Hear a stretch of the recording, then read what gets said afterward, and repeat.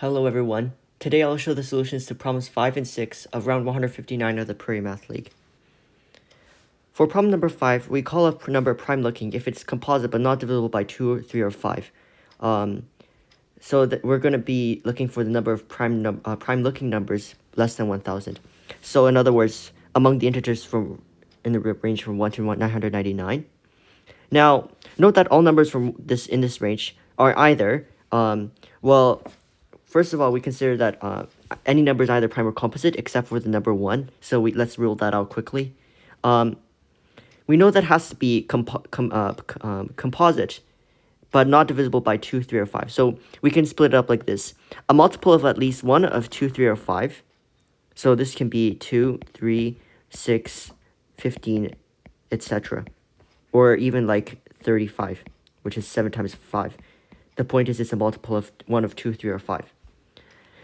It can be a prime other than 2, 3, or 5. So this can be your like 97, 31, etc.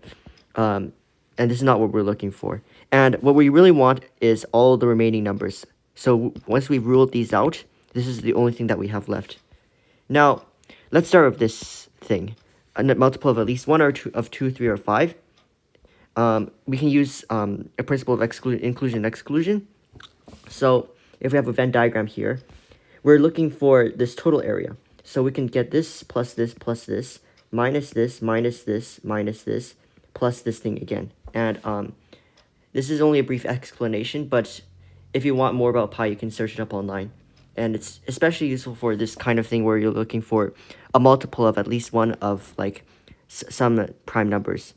Because now we have a number of multiples of 2 in the range, of 3, 5, and so this is adding these, and then we subtract the parts that are covered by at least 2 of the circles, or like just pairwise, I guess, for each divisor. So we are subtracting the multiples of 6, of 10, and of 15, and then finally we're adding back the thing that we've missed, which is multiples of 30. Now this is only a very brief explanation, but this assumes that you're familiar with pi, or principle of inclusion and exclusion, and if you're not, I'd recommend looking it up online.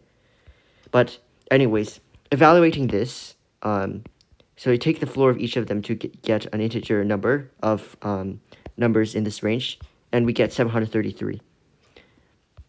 Now so we have 733 here. Now the number 1 we can just quickly eliminate because there's only 1, and finally we have a prime other than 2, 3, or 5. There are 168 prime numbers less than 1000. However, we have to subtract 3 of them because 2, 3, and 5 were already counted in this part. So we only have 165 that we need to subtract. So if we go down here, we subtract 733, the 1, and the 165 from the total of 999 numbers in this range, and we get 100, which is option choice A. Whoopsies. Anyways, so that's problem number 5. For problem number 6, we have a square PQRS in the first quadrant. Points 3, 0, 5, 0, 7, 0, and 13, 0 lie on lines SP, RQ, PQ, and SR respectively. What is the sum of the coordinates of the center of the square PQRS? So for this problem, our square is actually going to look something like this. So the thing is, SP and RQ are, like, if we consider square PQRS, SP and RQ, or whatever they are, the point is, since, like, this line only has these 2 vertices, and this other line contains the other 2 vertices, therefore these 2 lines are parallel. So for each of these pairs of points, this is 1 pair of points, the lines that are going to form the square, these 2 lines are going to be parallel. And similarly, this pair is also going to form 2 pairs and form like 2 parallel lines that also form the other 2 sides of the square. Now we wish to find the sum of the coordinates of the center of the square of the PQRS. So let's see. Now notice that we have a lot of similar triangles here. For instance, this triangle is similar to this triangle and this triangle, where we just drop an altitude in each of these two cases. Also notice that this length, this length, this length, this length, this length, and this length, these are all equal to the side length of the square. So let the side length of the square be S. And let the slope of this line be M. Now, notice that our similar triangle is going to look a lot like this. Since the slope is M, a similar triangle with base length 1 will have height M and hypotenuse length square root of M squared plus 1. Now, we have a triangle. So now notice that this triangle is similar to all these triangles, which means we can now use this to create a lot of ratios, and so we can solve for the slope and square length. So this is equal to 2, but notice that this is equal to S, and if we look at this thing here, this is S.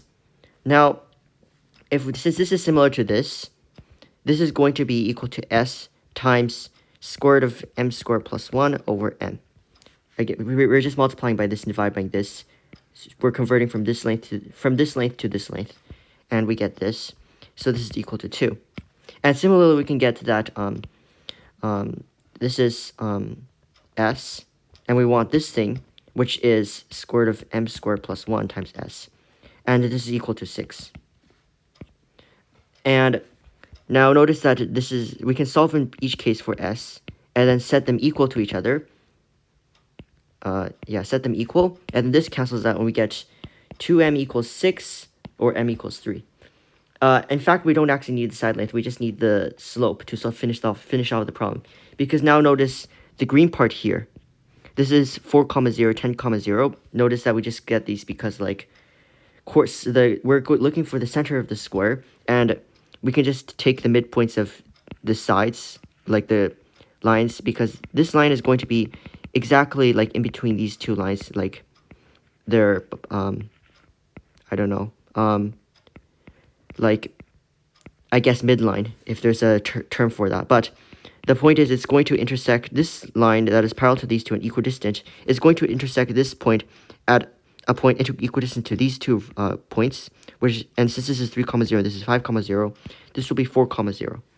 And similarly, this will be the midpoint of these two vertices, or 10, 0. And we know that this slope is m, but we also know that since this is a 90-degree angle, this slope is going to be -1 over m.